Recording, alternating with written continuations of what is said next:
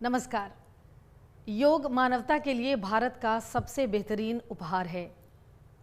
यदि व्यक्ति योग का अभ्यास करता है तो उसके मन, बुद्धि और आत्मा में जो एक संतुलन बनता है वो न केवल उसके विकास के लिए बहुत ही सुंदर और बहुत आवश्यक है, बल्कि उसके चारों ओर के समाज के लिए और फिर उस मुल्क के लिए और इसी तरीके से बहुत सारे देश और फिर पूरे विश्व के लिए वो कल्याणकारी होता है।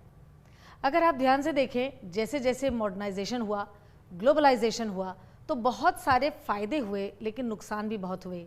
अगर आप आजकल के अखबारों में और ख़बरों में ये देखें तो दिखाई देता है कि तमाम मुल्क के बच्चे हथियार उठाने लगे हैं। ये बच्चे कोई आतंकवादी नहीं हैं, लेकिन इनके अंदर इतना आक्रोश है कि वो बंदूकों के ज़रिए दूसरों की जान लेने के लिए काम आने लगा है। अगर हम इन तमाम बच्चों तक ये बात पहुंचा सकें, तमाम उन लोगों तक बात पहुंचा सकें कि आपके अंदर की हिंसा बाहर की हिंसा को जन्म देती है और आइए योगाभ्यास के ज़रिए इस हिंसा की भावना से निकलें और अहिंसा की ओर बढ़ें, तो योग का एक अद्भुत आप उदाहरण तमाम मुल्कों और विश्व के तमाम हिस्सों में शांति देख सकेंगे। ध्यान से सोचिए, महात्मा गांधी ने सिर्फ सत्य और अहिंसा के बल पर हमारे मुल्क को दासत्व की भावना से बाहर निकाला। और सत्य और अहिंसा योग के पहले और दूसरे सोपान के छोटे से अंग हैं। अगर ये दो छोटे से अंग हमारे मुल्क को 100 साल की दासत्व से बाहर निकाल सकते हैं, तो हम अगर हर एक सोपान का योग में अभ्यास करें तो हम कितना खूबसूरत जीवन और कितना खूबसूरत विश्व तैयार कर सकते हैं। इस योग के अभ्यास में क्योंकि दुनिया बदल रही है और ज़िंदगी की रफ्तार बढ़ रही है, कुछ तकलीफ़ें या कष्ट आ सकते हैं। हम आयंगर योग के ज़रिए आपको बहुत ही सुंदर और सरल इम्प्रोवाइजेशन भी दिखाते आ रहे हैं। ये न केवल योगाचार्य BKS आयंगर का योग के क्षेत्र में अभूतपूर्व योगदान है, बल्कि ये उनके साधना का एक ऐसा पक्ष है जिससे इंडिविजुअल व्यक्ति और पूरे विश्व में एक अद्भुत परिवर्तन आ सकता है। अब जो हम आपको आज आसन सिखाने जा रहे हैं वो न केवल वो योग की तमाम आसनों के बीच में एक खासा स्थान रखता है, बल्कि इस पर्टिकुलर आसन के लिए जो गुरुजी ने साधना करके अद्भुत इम्प्रोवाइजेशन निकाले हैं और आसान से आसान तरीके ढूंढे हैं, वो आपकी साधना में एक नया चैप्टर, एक नया अध्याय लिख सकता है। आज हम आपको सर्वांगासन सिखाने जा रहे हैं, जिसे हम आसनों की माँ भी कहते हैं। माँ भरण पोषण करती है और घर में सुख शांति बनाए रखती है। सर्वांगासन भी ऐसे ही शरीर में सुख शांति बनाए रखता है और शरीर का पोषण करता है। तो चलिए आज हम आपको सिखाते हैं सर्वांगासन।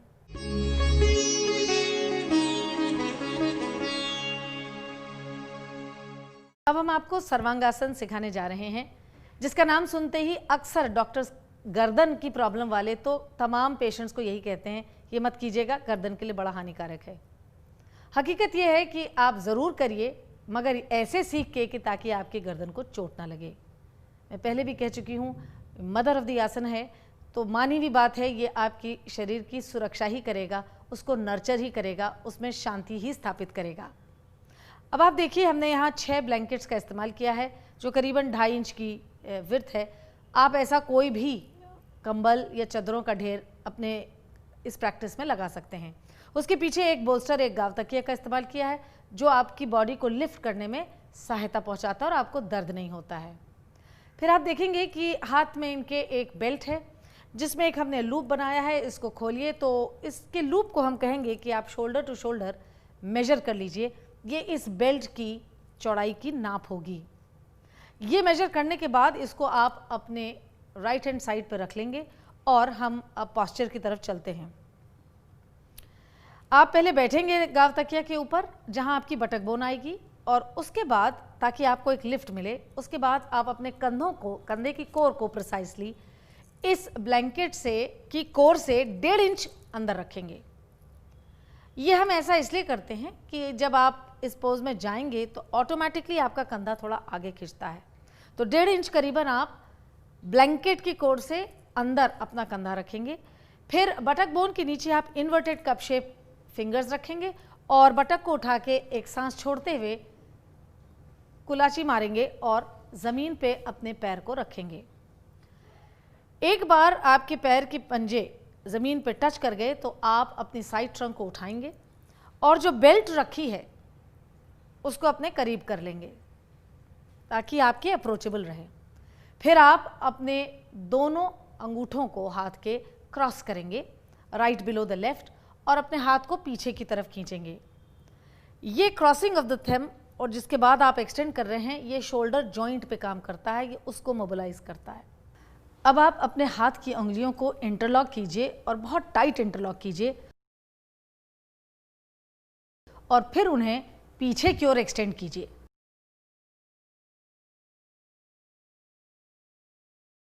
ऐसा कर देने के बाद आप बेल्ट को पहनेंगे और बेल्ट का पहनना आपके दोनों एल्बोज के ऊपर होगा, दोनों कोहनियों के ऊपर पहनेंगे।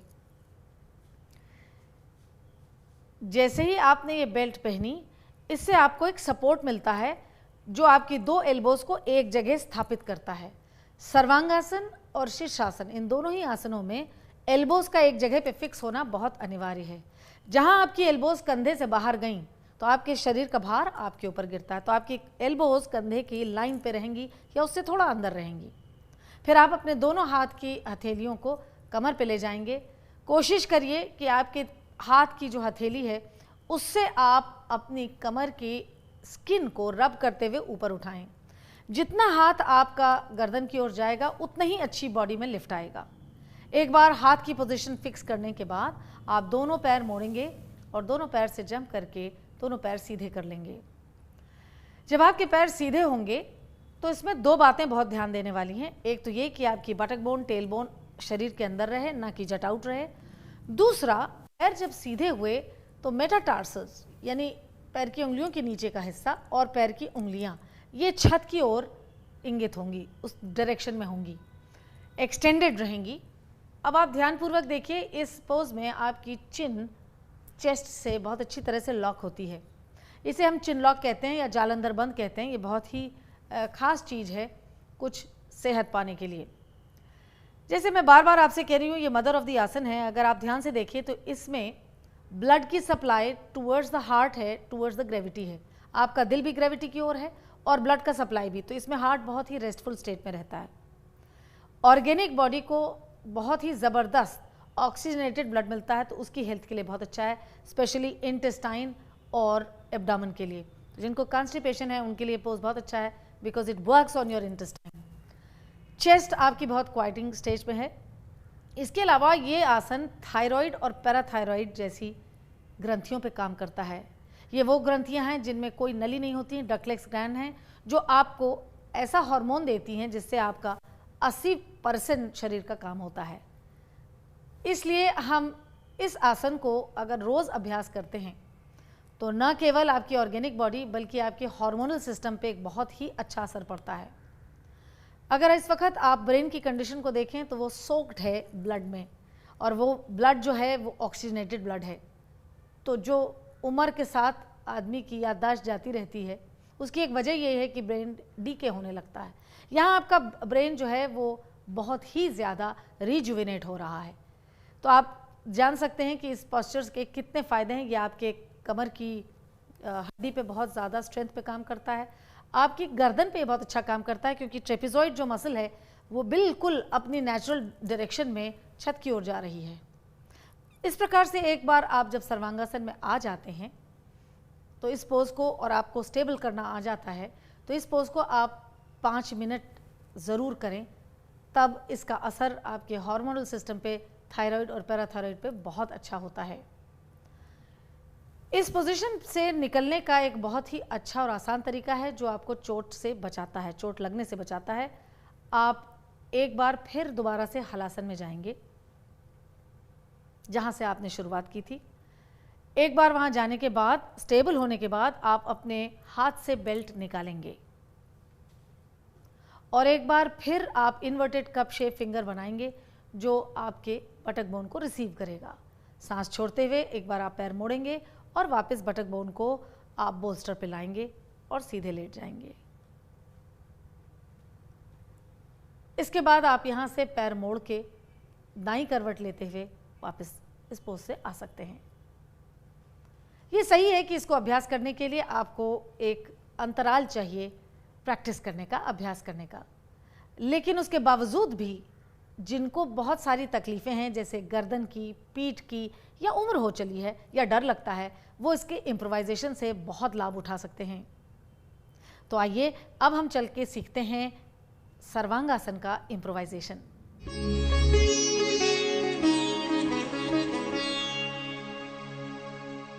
अब हम आपको सर्वांगासन का इम्प्रोवाइजेशन सिखाने जा रहे हैं।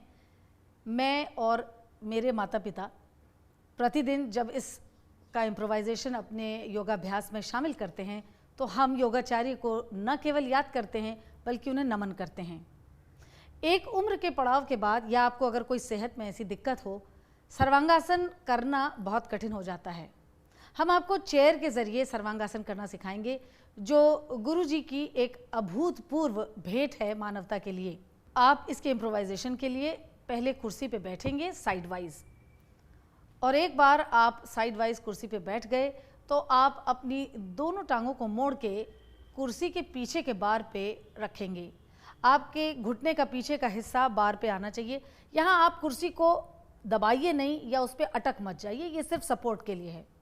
आपका सीना उठा रहेगा, सामने देख रहे हैं आप, और धीरे धीरे आप अपने शरीर को पीछे की ओर ले जाएंगे। और जैसे जैसे आप पीछे की ओर ले जाएंगे, आप अपने दोनों हाथों को कुर्सी के नीचे से ले जाके सबसे आखिरी बार को पकड़ लेंगे। फिर आपके पैर के पंजे बार पे आएंगे और धीरे धीरे आप अपने बटक बोन्स को भी शिफ्ट करेंगे। आपको आने पे ये ध्यान रखना है कि जहां आपका शोल्डर बोल्स्टर पे टच कर जाए वही आपकी स्थिति अब पूरी हो जाती है। एक बार आप स्टेबल हो गए तो आपको अपनी आंखों से अपने सीने की ओर देखना है। ऐसा करने से आप सर्वांगासन की चिन लॉक पोजीशन पे पहुंचते हैं जो अनिवार्य है, और फिर धीरे धीरे एक एक करके पैर को सीधा करना है, right leg and then the left leg. ध्यान देने वाली बातें यहाँ दो हैं। एक तो ये कि जब आपका पैर सीधा हो, उसके अलाइनमेंट को देखने के लिए आप देखिए कि आउटर हिप जॉइंट और आउटर एंकल एक लाइन पे हों। आपके मेटाटार्सल्स यानी पैर की उंगलियों के पीछे का हिस्सा और पैर की उंगलियां दोनों छत की ओर इंगित करेंगी और स्ट्रेच्ड रहेंगी। एक और बात जो बहुत ध्यान देने वाली है कि आपकी C7 यानी सर्वाइकल की 7th वर्टिब्री बोल्स्टर के एकदम फ्रंट एज पे रहेगी। वो ज़मीन की तरफ नहीं आनी चाहिए ताकि आपके गर्दन पे किसी भी प्रकार का कोई भार न गिरे। आपकी चिन लॉक पोजीशन पे है और सीना खुला हुआ है।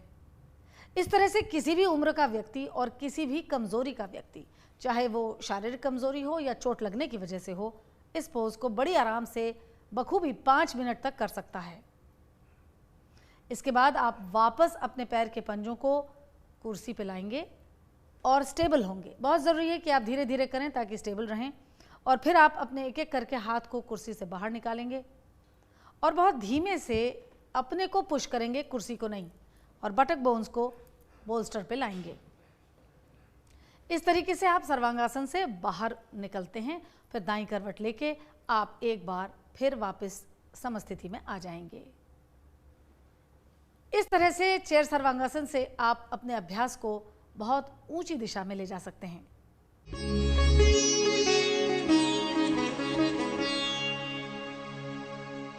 आइए अब हम आपको सिखाने जा रहे हैं हलासन।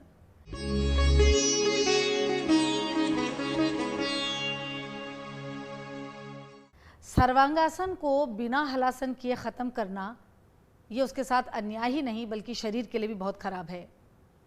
हलासन में बहुत सारी क्रियाएं सर्वांगासन जैसी ही हो रही हैं। आप बोल्स्टर के ऊपर बैठेंगे, उन्हीं 6 ब्लैंकेट्स का इस्तेमाल किया है हमने।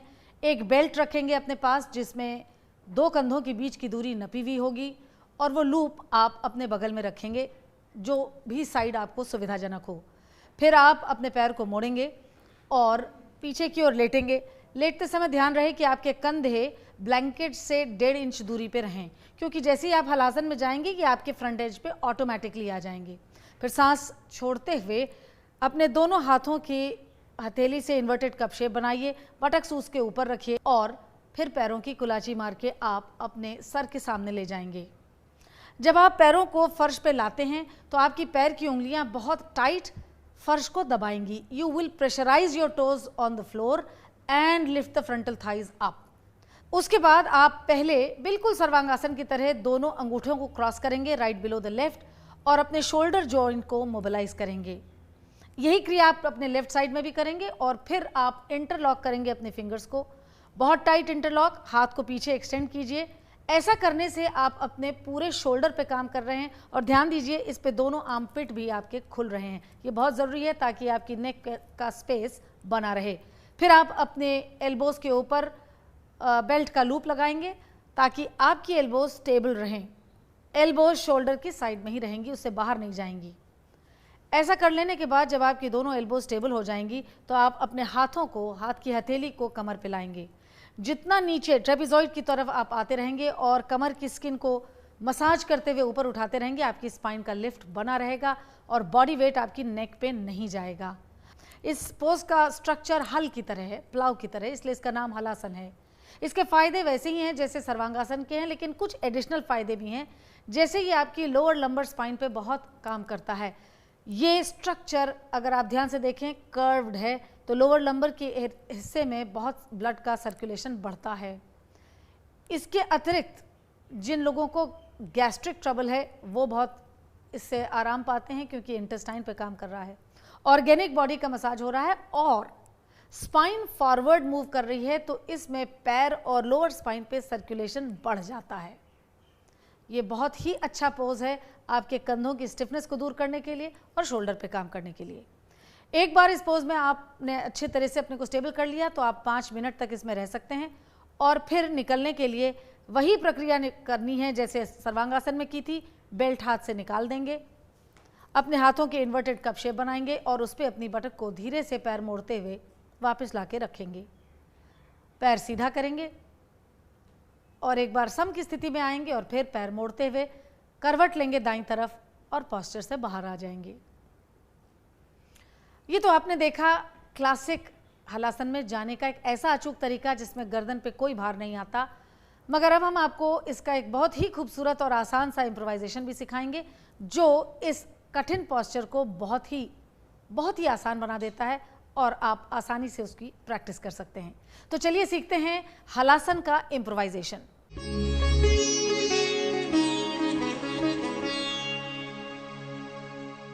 अब हम आपको हलासन का इम्प्रोवाइजेशन सिखाने जा रहे हैं।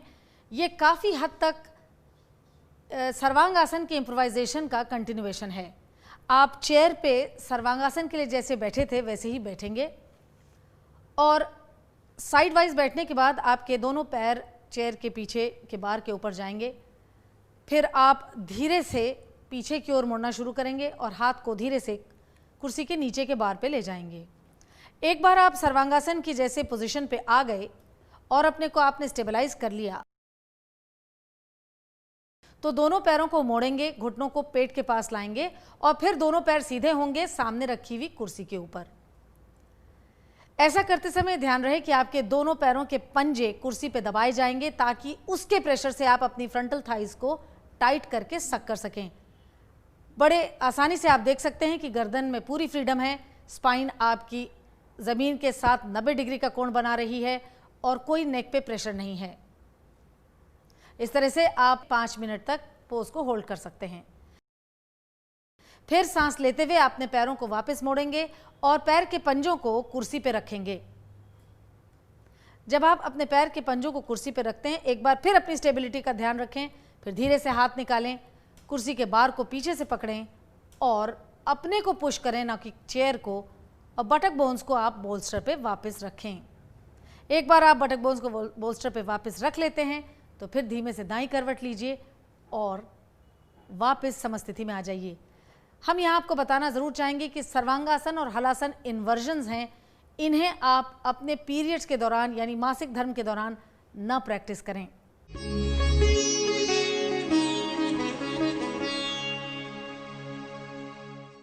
हमें यकीन है कि योगाचार्य बीके सायंगर के योग के क्षेत्र में अभूतपूर्व काम को आप बहुत ही आसानी से समझ पा रहे होंगे, देख रहे होंगे और अभ्यास में ला रहे होंगे।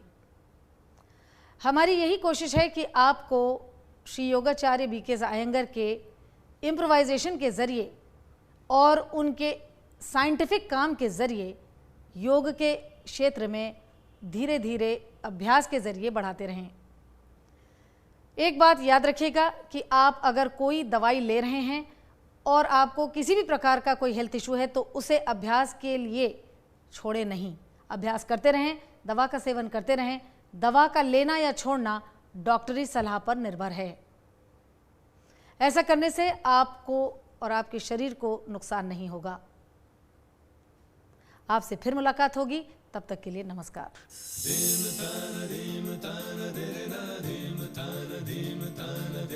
Dim